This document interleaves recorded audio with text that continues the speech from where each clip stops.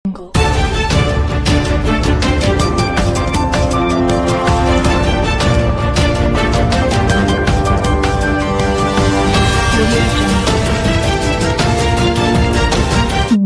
Force limited ಕಂಪನಿಗೆ ಭೂಮಿ ನೀಡಿದ ರೈತರು ಅಡ್ಡ ಬರುತ್ತಿರುವ ಏಜೆಂಟ್ಗಳ ವಿರುದ್ಧ ಗ್ರಾಮಸ್ಥರ ಆಕ್ರೋಶ. ಬೆಳಗಾವಿ ಜಿಲ್ಲೆಯ ಯಮಕನಮರಡಿ ಪೊಲೀಸ್ ಠಾಣಾ ವ್ಯಾಪ್ತಿಯ ಮನೆಗುತ್ತಿ ಗ್ರಾಮದಲ್ಲಿ ಕಂಪನಿ ವಿರುದ್ಧ ಕೇಳಿಬರುತ್ತಿರುವ ಅಪಸ್ವರಕ್ಕೆ ರೈತರ ವಿರೋಧ. ಭಾರತ್ ಫೋರ್ಸ್ ಲಿಮಿಟೆಡ್ ಕಂಪನಿಯು ಏರೋಸ್ಪೇಸ್ ಬಿಡಿ ಭಾಗಗಳ ತಯಾರಿಕೆಗಾಗಿ ಸುಮಾರು 40 ಎಕರೆ ಜಮೀನು ಖರೀದಿ ಮಾಡಿದೆ. ಕಂಪನಿ ಹಾಗೂ ರೈತರ ನಡುವೆ ಒಪ್ಪಂದವಾಗಿದ್ದರೂ ಮಧ್ಯಪ್ರವೇಶಿಸುತ್ತಿರುವ ಏಜೆಂಟ್, ಮಾಲಿನ್ಯದ ನೆಪವೊಡ್ಡಿ ಕಂಪನಿಯನ್ನ ವಿರೋಧಿಸುತ್ತಿರುವ ಕೆಲವರ ವಿರುದ್ಧ ಇಂದು 300ಕ್ಕೂ ಹೆಚ್ಚು ಗ್ರಾಮಸ್ಥರು ಸಭೆ ಸೇರಿ ಆಕ್ರೋಶ ವ್ಯಕ್ತಪಡಿಸಿದ್ದಾರೆ. ರೈತರ ಮಕ್ಕಳಿಗೆ ಉದ್ಯೋಗ ನೀಡುವುದಾಗಿ ಕಂಪನಿ ಆಡಳಿತ ಮಂಡಳಿ ಭರವಸೆ ನೀಡಿದ್ದು, ಇದಕ್ಕೆ ರೈತರು ಒಪ್ಪಿಗೆ ಸೂಚಿಸಿದ್ದಾರೆ. ಬೆಳಗಾವಿ ಜಿಲ್ಲೆಯ ಹುಕ್ಕೇರಿ ತಾಲೂಕಿನ ಮನೆಗುತ್ತಿ ಗ್ರಾಮದಲ್ಲಿ ಈಗ ಕೈಗಾರಿಕೆ ಸ್ಥಾಪನೆಯ ವಿಚಾರ ಕಿಚ್ಚು ಹಚ್ಚಿದೆ. ಆದರೆ ಇದು ಕಂಪನಿ ವಿರುದ್ಧದ ಪ್ರತಿಭಟನೆಯಲ್ಲ, ಬದಲಾಗಿ ಕಂಪನಿಯ ಪರವಾಗಿ ರೈತರೇ ಬೀದಿಗೆ ಇಳಿದಿರುವ ಅಪರೂಪದ ಘಟನೆ. ಹೌದು, ಮನೆಗುತ್ತಿ ಗ್ರಾಮದ ಸರಹದ್ದಿನಲ್ಲಿ ಭಾರತ್ ಫೋರ್ಸ್ ಲಿಮಿಟೆಡ್ ಕಂಪನಿಯು ಏರೋಸ್ಪೇಸ್ ಬಿಡಿಭಾಗಗಳ ತಯಾರಿಕಾ ಘಟಕವನ್ನ ಸ್ಥಾಪಿಸಲು ಸುಮಾರು 40 ಎಕರೆ ಭೂಮಿಯನ್ನ ರೈತರಿಂದ ಖರೀದಿಸಿದೆ. ಈ ಪ್ರಕ್ರಿಯೆ ಸುಗಮವಾಗಿ ನಡೆಯುತ್ತಿರುವಾಗಲೇ ಮಧ್ಯಪ್ರವೇಶಿಸುತ್ತಿರುವ ಕೆಲವರು ಅಥವಾ ಏಜೆಂಟರು ರೈತರಿಗೆ ಬೆದರಿಕೆ ಹಾಕುತ್ತಿದ್ದಾರೆ ಎನ್ನಲಾಗಿದೆ. ಈಗಾಗಲೇ ಕಂಪನಿ ಜೊತೆ ಮಾಡಿಕೊಂಡ ಒಪ್ಪಂದಕ್ಕಿಂತ ಹೆಚ್ಚಿನ ಹಣ ನೀಡುತ್ತೇವೆ, ನಮಗೆ ಭೂಮಿ ನೀಡಿ ಒತ್ತಾಯಿಸುತ್ತಿರುವುದು ಮಾತ್ರವಲ್ಲದೆ ತಮ್ಮ ವೈಯಕ್ತಿಕ ಲಾಭಕ್ಕಾಗಿ ರೈತರಿಗೆ ಮಾನಸಿಕ ಕಿರುಕುಳ ನೀಡುತ್ತಿದ್ದಾರೆ ಎಂದು ಗ್ರಾಮಸ್ಥರು ಆರೋಪಿಸಿದ್ದಾರೆ. ಅಲ್ಲದೆ ಈ ಕೈಗಾರಿಕೆಯಿಂದ ಮಾಲಿನ್ಯ ಉಂಟಾಗುತ್ತದೆ ಎಂಬ ಸುಳ್ಳು ನೆಪವೊಡ್ಡಿ ಕೆಲವರು ಯೋಜನೆಯನ್ನ ತಡೆಯಲು ಯತ್ನಿಸುತ್ತಿದ್ದಾರೆ.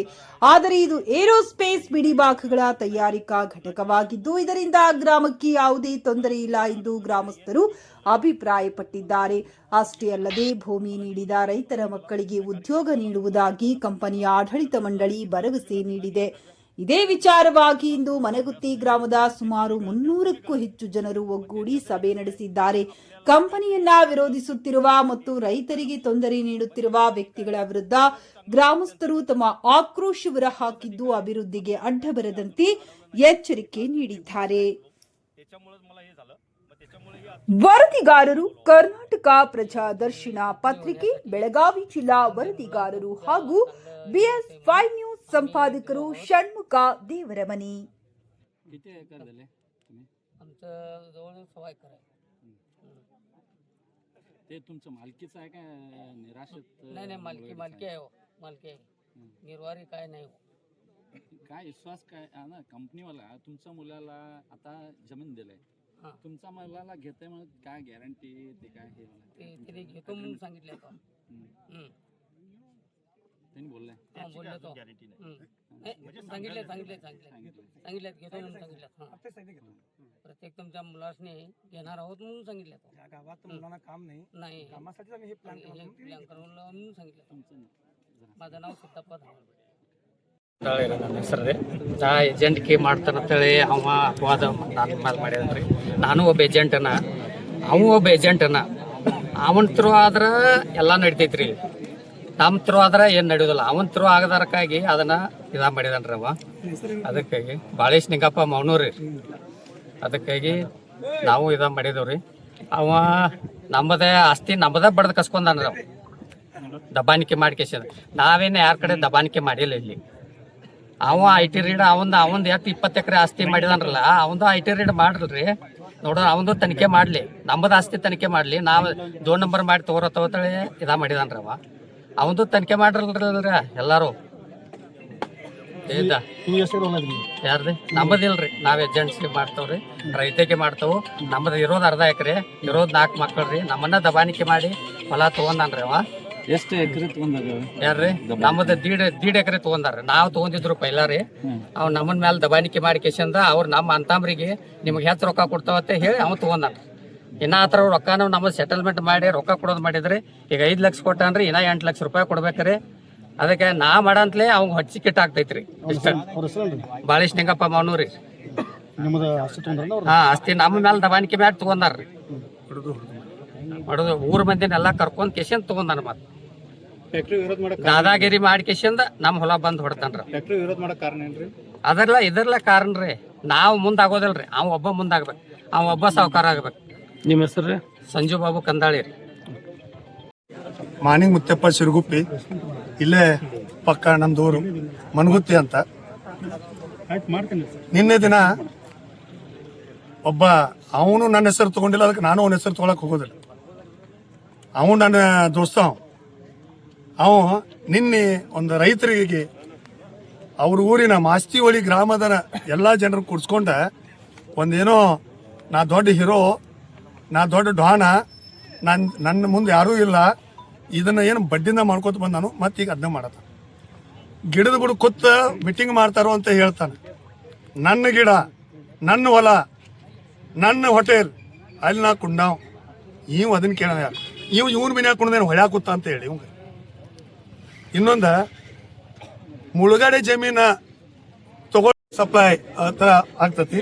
ರೈಲ್ವೆ ಕೊಡ್ತಾರ, ಡಿಫೆನ್ಸ್ ನಮ್ಮ ಭಾರತ ಸರ್ಕಾರದ ಡಿಫೆನ್ಸ್ಗೂ ಅವರು ಸಪ್ಲೈ ಮಾಡ್ತಾರ.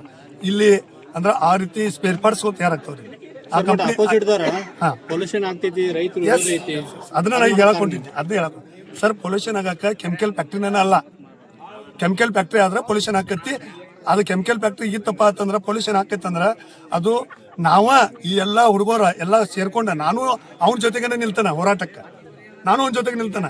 ಇದು ಅದು ಆಗೋದನ್ನ ಇಲ್ಲ ಅಂದ ಮೇಲೆ ಯಾಕೆ ಸುಮ್ಮನೆ ಇದೆ ನಿನ್ನ ಅವನಂತೆ ಆಗಿದ್ರ ಸರಿ ಅಂತ ಹೇಳಿ ಅವನೊಂದು ವಿಚಾರ. ಸರ್, ನಿಮ್ ಪ್ರಕಾರ ರೈತರಿಗೆ ಲಾಭ ಐತಿ 100%. ಮತ್ತೆ ಏಜೆಂಟ್ ತಿಕ್ಕತ್ ನಡೆದೈತೆ ಅನ್ಸಂಗಿಲ್ಲ 100%.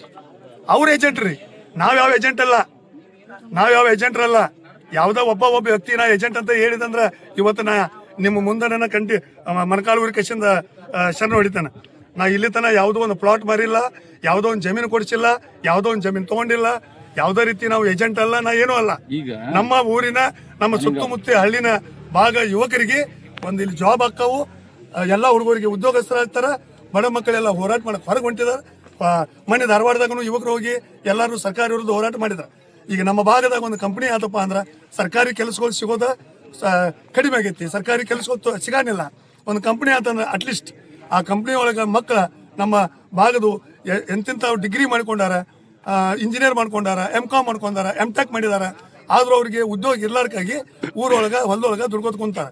ಸರ್, ಈಗ ರೈತರು 2 ಜನ ಕೊಟ್ಟರೆ ಎಲ್ಲರೂ ಒಪ್ಪಿಗೆ ಐತಿ? 100% ಯಾರು ವಿರೋಧಿಲ್ಲ. ಎಲ್ಲರೂ ರೈತರು ಇಲ್ಲೇ ಅದಾರ.